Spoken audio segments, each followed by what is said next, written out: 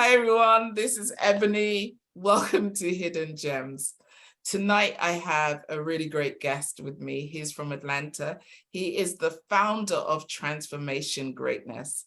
He is 10 years. He has had 10 years as an entrepreneur. He is also a mindset coach. And of course, he's a podcaster like myself and a public speaker. So welcome, Sean. Thank you so much for joining me tonight, all the way from Atlanta. Welcome. Thank you, Ebony. I definitely do appreciate that. And this is most certainly an honor and a privilege as well. So this is gonna be fun. Yeah, let's go. So today my thought was, after we'd both been on a Clubhouse and we'd been in a room where they were talking about love and relationships, I thought it'd be nice for us to have a conversation about the difference between love for men and love for women. So I have a question I wanted to ask tonight and never got answered, but we can talk about it. I thought it'd be really nice to chop that up. Is what is love for a man? Is love feelings or is love an action? What do you think? Over to you. Yeah, that's a great question, right? And for most men that I come across, right, we have always been taught by men as far as to express our love as far as like through actions, right? I mean, even as far as from we have been trained and conditioned, as boys, it's as far as like really don't show our emotions, right? That's not what a man does, right? If you really love someone, if you love a woman, you show her as far as through your actions, right? By being a breadwinner, being a provider, doing certain things to show our affection rather than coming out and saying, that I love you. Because again, it all goes back as far as to the mental programming that we've been taught, right? From our fathers and, our father been taught by our grandfathers and et cetera, et cetera, et cetera. So that's it really begins from a generational aspect. And because of that too, we men, we have a tendency as far as to hide our true emotions because of that, right? So again, when it comes back to the love aspect, and where the conflict may be from a woman's point of view, because women are, very emotional, right? If we don't say it, right, then it's like, oh, you don't love me, you never tell me that I love you. And we as men are like, well, what do you mean? Don't I come home and pay the bills, right? Don't I do cooking, right? Don't I do this? Don't I spend quality time with you? That's our version of love. And what I want women to understand is that it's if you don't hear it, right, which is nice, of course, but if you don't hear it, don't taking it as a slight, but you have to understand that's his mental programming at that particular time. But there are a lot of great men out here that they may not know how to say it, right? But again, it's the action aspect. They'll be able to express it in so many other different ways, if that makes sense. Yeah, that makes sense. I think as women, though, we've got to a point where we are now almost asking men to be women, you know.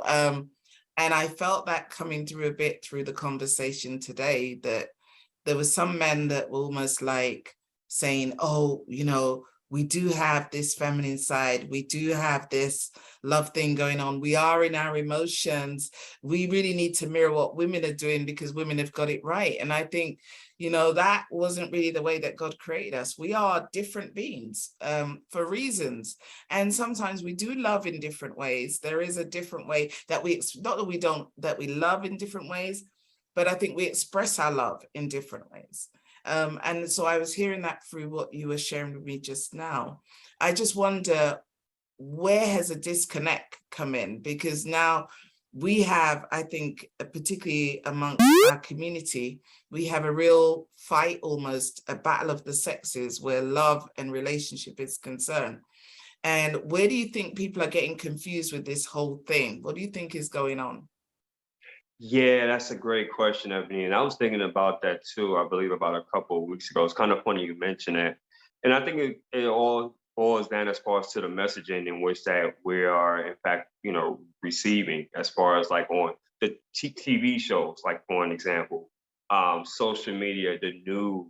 It's like more so what's being portrayed. It's so confusing, right, to a point that it's like a person really don't understand like their true identity and true place. And so when it comes down to that, it's like, okay, right, if I tell, like, for in the man point of view, if I'm the kind of person, right, that I'm very sensitive and I like to be affectionate, then I'm considered as AKA a punk, right, or a wimp, right?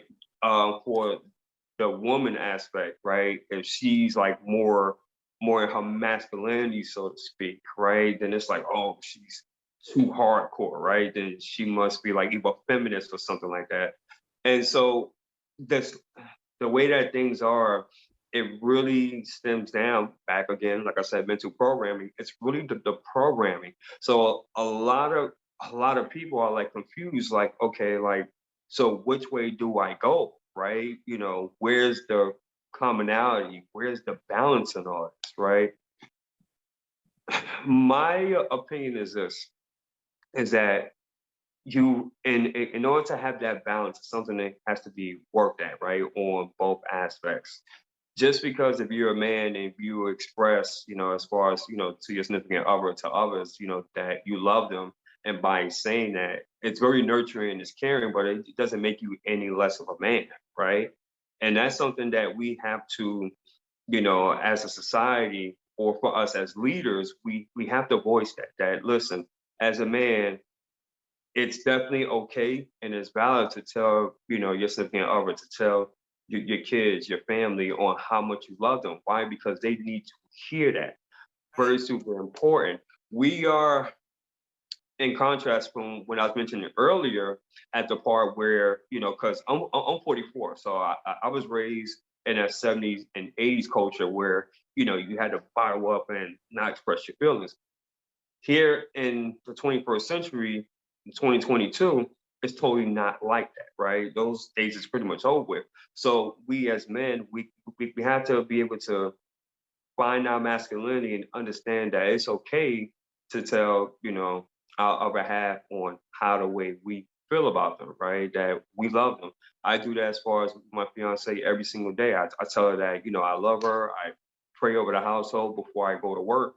And some people may say, well, okay, yeah, I hear what you're saying, Sean. That's kind of corny. But no, it really does something to the other person, right? Because it lets them know, for validation for them, that, okay, this person loves me, even by just saying it, right? It does something to us as human beings. And for a woman, by really understanding, like, okay, with my significant other, right? I understand, as far as on where they're currently at. I understand it maybe kind of struggle for them, but also giving the man that validation, like, listen, it's okay, as far as, to say it. Doesn't make you any less of a man, doesn't make you any less of a woman. Right. So that's very, very important for us as human beings to have that reassurance of knowing that, wow, person said that they love me, or they were showed in other ways, and that's just as valid. Yeah, I hear you there. I hear you there. That is so true. Yeah, I think sometimes it's what we hear, isn't it? When someone says or doesn't say they love you. Like, I always wonder, can you really know if someone really loves you? And like, can you know that? How would you know that? How would you define what you think you hear, which validates that thought in your mind that actually I am loved by this person? So people say, go to, well, it's the action, it's what they do, it's whether they do this for you or that for you. But the action doesn't necessarily define, what's going on in terms of the person's mind for you. So I don't know, from a guy's perspective, what do you think? How do we know? How can you know? Can you know what's going on in someone's head when they express those terms, especially as we both feel it and see it differently? Yeah, because women are very intuitive, and just like you mentioned, you ladies use like your emotional side more so to really, you know, portray like a certain perception about your other half or your kids. For us men, I mean, it's mostly really through action. Because think about it this way, right, Ebony? Say for instance, if me and you in a relationship, and I say, Ebony, you know, I appreciate you.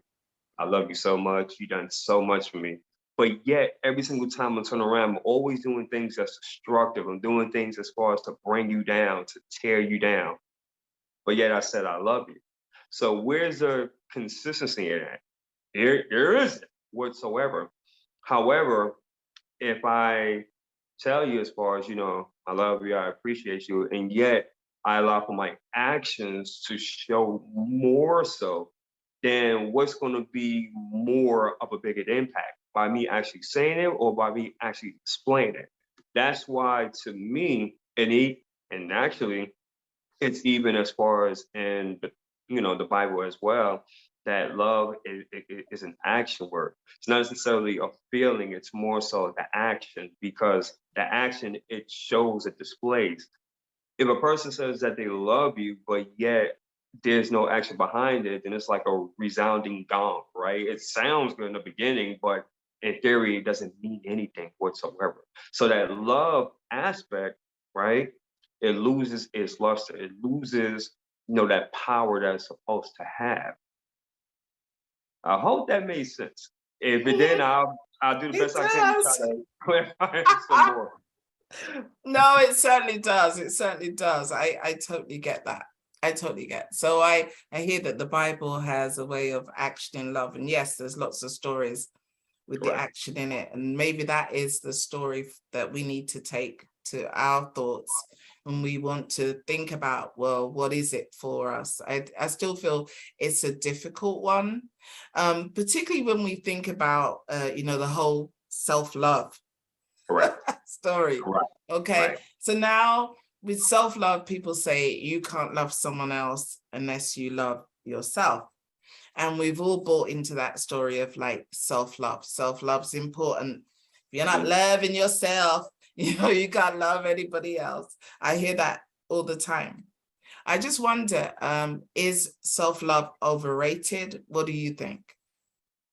No, I believe that self love is at the core and the essence. I want you to think about, ladies and gentlemen, and for those that's listening, as far as to anyone that you admire and respect, right? It can be anywhere from the Martin Luther Kings to the Malcolm X to the John C. Maxwell, Joyce Myers, the Reverend, late Billy Graham. I mean, whoever that that has created major impact, Mother Teresa, etc. It first started out as far as with knowing thyself and accepting yourself and loving yourself unconditionally. By you doing that, and by they were showing that example, thus they was able to love the world. They was able to love those that were considered, unforgivable or, whatever have you. So it's very difficult to love someone else if you don't have love for yourself. The reason being is because of the fact when you try to love someone else, even though you don't love yourself, that person will feel that energy and they will feel like, okay, this is not authentic. This is not real. We as human beings, and this is something in which I've come to understand as being an entrepreneur, also a coach, and studying to be a hypnotherapist. And I'm gonna try to make this as put it in layman terms and not get too scientific, but we're like as far as a frequency, right? We feed off our energy and vibration.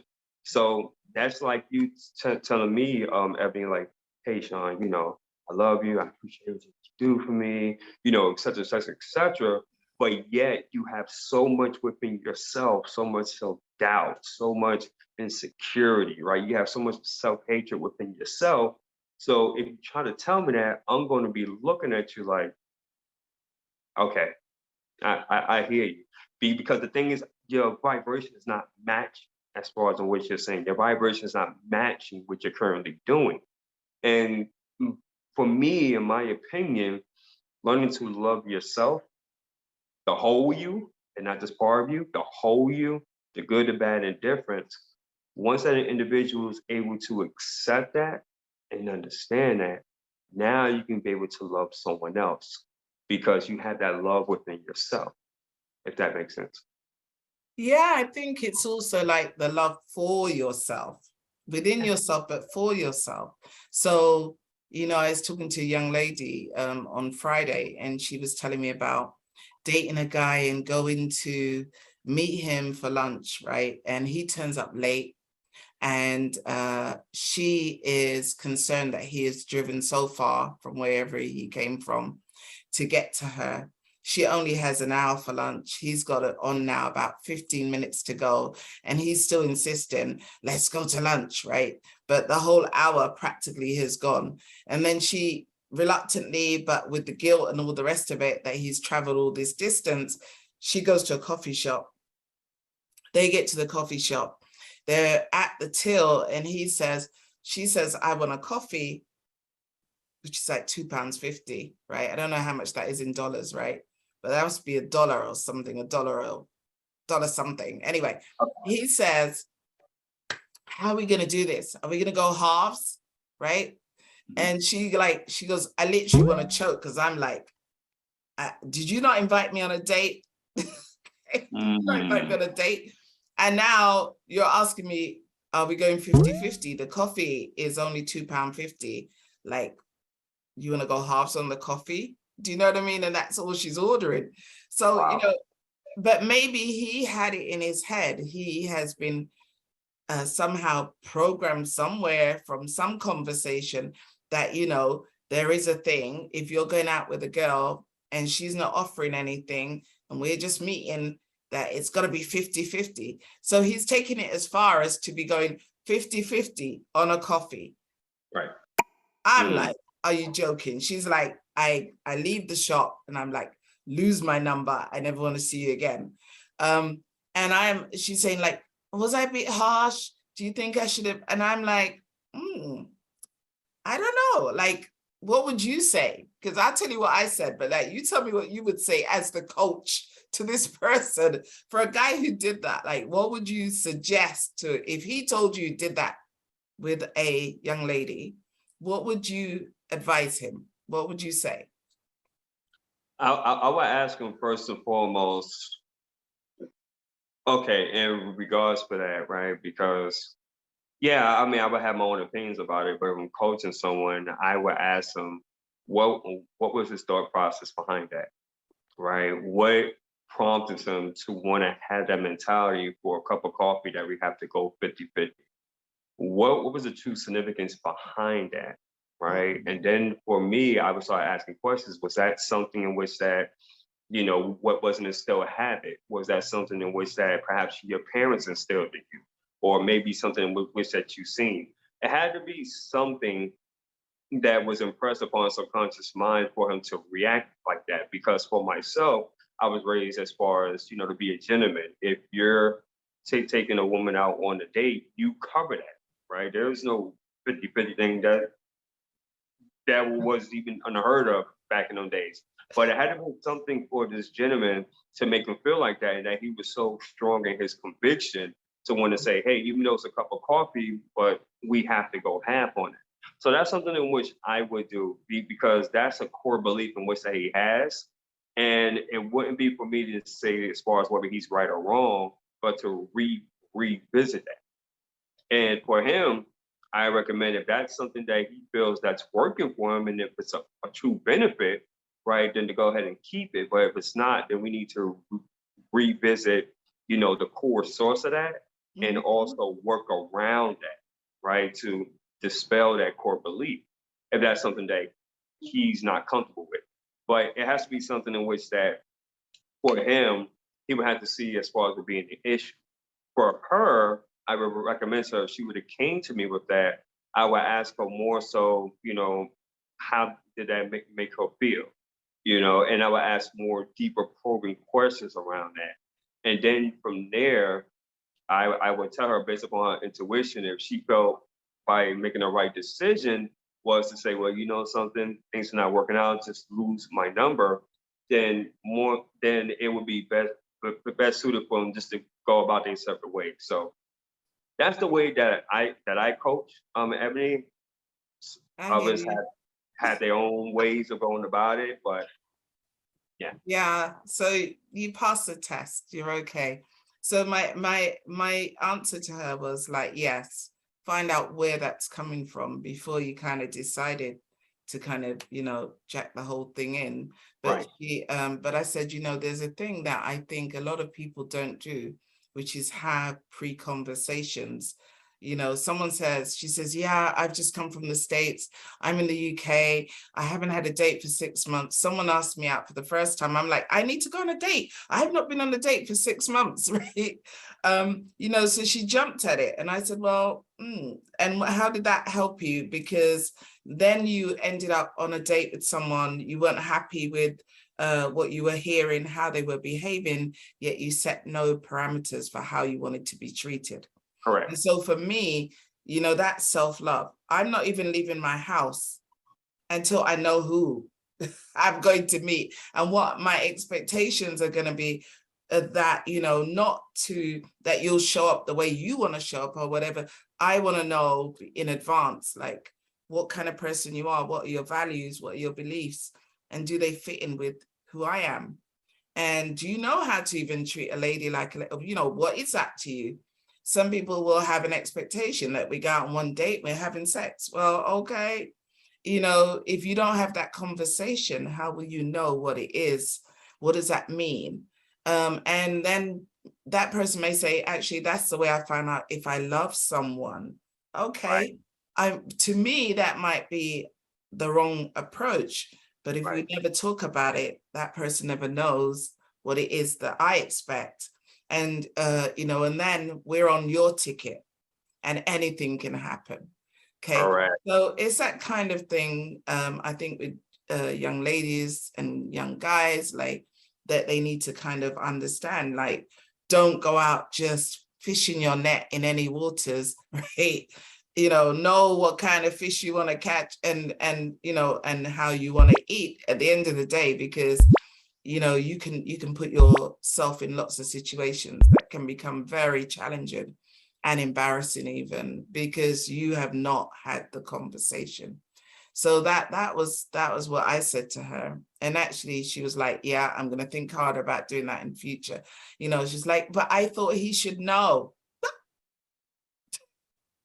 Mm, How would he know?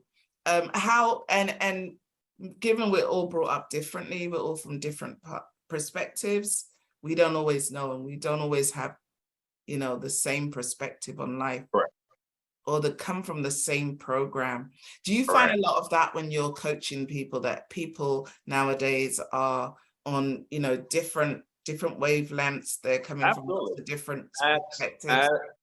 a- Absolutely. And also too, that culture has a big part to play in that, most certainly, because we give an example from what I learned. If when I coach people, say for instance, if they're like from Greece, I'm just going to say a perfect example. Greeks, they're more so like, as far as for the men, it's like very masculine, right? Very dominant, and women are very much submissive. That's also like that in Middle Eastern culture as well, right? As opposed, as far as here in the United States, is more so more free, right? More open. So culture, it definitely has a lot to do with it. And that's the reason why asking those questions as being a coach is very important. I think sometimes, Ebony, that as coaches especially, we can have a tendency of not listening to the client or asking those powerful questions to get more insight, but it's more so of you're letting the person speak, and then it's like immediately two things is either happening. You're either cut them off, right, in order to get your point across, or as far as you're not actively listening. And what you're doing is thinking about the next question. But when we sit back and just really listen and ask those powerful questions to get more insight, we find out a whole lot of things as far as my clients. And again, it goes back to, like I was mentioning, to the culture aspect, because everyone's perception is different. As you mentioned, everybody's background is different. And that's why asking those questions is very important, especially when it comes like to love and dating and relationships. And as being a hypnotherapist as well, I have learned as far as there's a model in which I've been learning, which is called the EMP, which is emotional and physical. That's another topic for another day. But you'll find out more about, people relationships, how the way they behave in relationships, the whole family dynamics, et cetera, et cetera, et cetera. All that's very, very critical, very important. Okay. Okay, I'm gonna go look for what is it? The E and the P? EMP sexuality is actually, I can actually send you as far as like a free course on that. It's pretty cool. Pretty Okay. cool. Oh yeah. Interesting. I'm always up for Absolutely. new learning. Absolutely. So let's talk more about the culture, which is what you've been talking about, the culture. And when we think about culture, I think our society right now, culturally, is a little bit dysfunctional, isn't it? Before, we had clear ideas of how people should behave, clearer. Correct. And depending on which culture you were brought up in or whatever, America, more free society. But when I'm thinking of, like, I have a Caribbean background, there are certain behaviors that were acceptable, certain behaviors that definitely were knocked out of youth. They were as unacceptable. I'm sure it was similar to you growing up, even in America, with Afro-Caribbean parents. That there are certain things and boundaries and behaviors that were like, part of who we were and who we could be in those families. That has changed now. And now I think our young people have a different way of being because the world has changed. How are you handling that as a 44-year-old when you're having conversations with that generation that didn't come out of the experiences that we did? Yeah, it's definitely a different conversation, but there are certain things which is absolute, right? And what I mean by that, Evan, is like having respect for the elders, ones that came before you. That's something that never changes no matter what, right? It doesn't matter as far as how the way society is turning, different laws, etc. But having respect is universal. That is so, so critical. Honoring as far as your mother and father, right? This generation here, I would say like they're more aware, but yet they're more aggressive as well. They're more in line to basically tell you as far as on what they think and feel, especially with the power of social media and with technology. I mean, like literally you can within, with your thumb, so to speak, within a matter of moments, you can get your message across all around the world. But there are certain things, like I mentioned before, that is absolute, like the core basics, right? Is having respect for people, understanding as far as who you are as an individual, learning and striving to become a greater version of yourself. These things in which it doesn't matter as far as what age group, those are in fact universal and absolute, right? But the main thing is really respect, respecting yourself, respecting others as well. And that will be something that will carry you over. That's what carried me and so many people as far as in my age group for us to get to where we're at now. Were we perfect? Absolutely not, right? We all had, I think from the 70s, 80s, and 90s, we all pretty sure did things that when we think back now, like, my goodness, what was I thinking? But we had to go through that experience in order to be a better person than where we're at now. So for this generation and for the younger generation that's coming up as well, in spite of with the technology and everything, knowing and understanding that the respect factor is still there, that doesn't change. Loving yourself and loving others doesn't change. And even more importantly, they have an advantage because of the technology. So you can actually learn and you can grow and you can reach a vaster audience of people, as opposed with us, we had to do it the more traditional way, right? We had to either meet in person or call or write a letter. Now it's just a click of a button. So it's different. It's so different now. But I feel like we've probably gone so many steps forward to almost go so many steps back, because I think now what we're getting with the Instagram, Right, models and the instant meetups, and we've had the age almost of internet dating and stuff, right, but it still comes to this stage where you have to meet the person. You still have to, at some point, the model has to come off Instagram. right, The person who's online has to face you. right, And often, the pictures, the profiles, the lies we can tell, right. through social media are outed. Eventually, we have to meet, you know, we got to be in Absolutely. the same space, else, the relationship cannot be sustained on social media only. Right.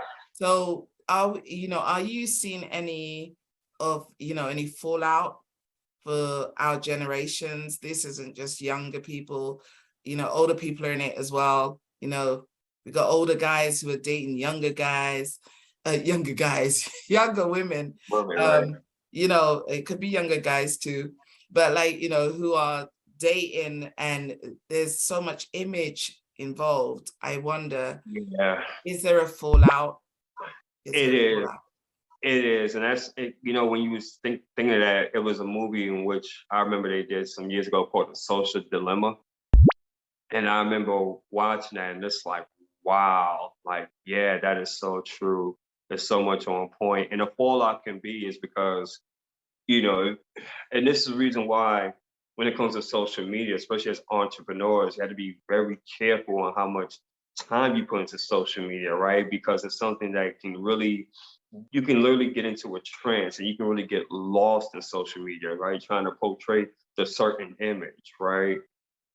Still, by the end of the day, you still have to have some form of social skills, right? You still have Yeah. to be able to, if you see someone in a store, instead of you just, twiddling your thumbs, having that conversation and having that communication, that element is definitely now a lost art. So knowing how to separate social media, right, and learning how to be a human being, right, be a person. It's very, very important. So the fallout, I would say, is that adult social media technology has its makes it advantages, but there's a lot of disadvantages as well, especially for this generation. Um, yeah, especially as most definitely really for this generation because they were raised on social media, right? They was born at a time of social media, which just really get started, like anyone from the 2000s, even the late 90s, right? So social media, they've been born around that, so that's all they really know. So it's very important for us as coaches, if you have a podcast or a platform, it would be great for you to even do a series or even talk about communication, talk about the basis of communication. Mhm. Because if we don't, then remember this generation is going to be lost because they're not going to know how to be social, right? They're going to be more antisocial than anything. They're not going to want to go outside, right? They're not going to be able to want to interact. I understand we have events and whatnot, but if they go to events and we're not teaching them, then they're going to feel very lost. What happens as far as if they lose their phone? I remember at a time, Ebony, where if we didn't have a phone, guess what? We were a-okay. There was a million Yeah. and one methods to communicate with people. Now they made it so much. Society has made it so much as a preference, right? That if you lose your phone, your whole world is over with. Something's wrong with that, right? But if we don't teach as far as this generation that listen, your life doesn't revolve around your cell phone or your computer, but you still have a life outside of that, then that can start to create that shift. Yeah. I think we've gone round, and let's get back to the question. Hmm. So given all of those things that are going on in our society, given all the changes that have happened in the last kind of 20, 30 years, where are we at now? Would you say, what's the future for love? Love in a feeling or an action? For the next 20, 30 years, that's kind of tough as a society as a whole. If we really don't get to the essence of what love really is and understand that it's truly in action, it's more so of showing and expressing, then it's going to be a hard way to go. It's really going to be a hard way to go. And you're seeing that more so now with so much which is going on, right? I mean, overseas and even as far as, in every respective countries, you can see that love is not being taught and it's not being accepted more enough. I guess if that makes sense, right? So we have to get to this state to where love is the answer. It really is, and how powerful love is. Because if we don't have it, we're afraid as far as what society and what people feel about us, right? When we talk about love, then guess what? Expect no positive change whatsoever. Because love changes things, right? It causes, like those people, like I mentioned earlier, the Mother Teresa's, the Martin Luther Kings, and Malcolm X's, those that's up there, the Barack Obamas, right? To really stand up and really inspire change. And that's through love, right? Because as I say, love conquers all. That's a true fact. That is a true fact. So it's one thing of saying it, right? But if there's no action, if there's no inspired action behind the love, then it just sounds good to the ears. But people know because they done seen what true love really is, right? Either through like their parents or through someone close that they admire or appreciate. So now's at the time. Listen, understand what love is. Understand that it begins within yourself, first and foremost. And then when you start loving yourself, you start appreciating yourself wholly and completely, then you can go out there freely to begin to love others in a true and a real and authentic way that people will say, you know what? I get it. And I appreciate it. And based on what you said, not only is it true, but you back it up too with action. Yay. That is amazing. Thank you. Thank you so much. I know someone's going to get some gems from this conversation tonight. And so I think we are going to stop here, but I wanted us to have the conversation. I wanted us to have the conversation because I just wanted people to start to think about this whole thing about love. We love to talk about relationships. If I look at Coach House or any other forum or all the groups I know about, everybody loves talking about love and relationships. But somehow we just don't get it right. There are not many people who are still getting married, or marriages are not lasting, relationships are not sustainable. So if we're talking about it, is it that we're talking about it in the wrong way, or what is it that is missing? For me, that's my key question.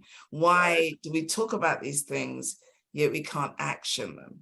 So that's why my question came up in the first place. I always feel like there's a disconnect between the feelings and the action.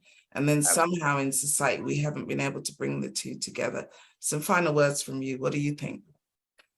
Yeah, I mean, again, it has a lot of different variables to it. I mean, we already touched upon like the cultural aspect, also the family dynamics of it, how a person was raised, also to news, social media, et cetera, you name it. It comes from a lot of different factors in which that's where that disconnect would so much come from. So I believe it really depends on each and every single person on how they view love. Just like you mentioned, you can ask 100 people, and I'm pretty sure 100 people will probably give you different versions on what love is. So, yeah. Well, I thank you for your time, Sean. Clearly, you're an amazing coach. Keep doing your thing, okay? But I'm really grateful that you shared this little platform with me. Thank you so much. And I'd love to have you again. But great to meet on this platform. And I hope everybody's going to go out and listen to this and share it with somebody else so we can share the love. Thank you. Absolutely. Thank you. I appreciate it. Okay. Okay.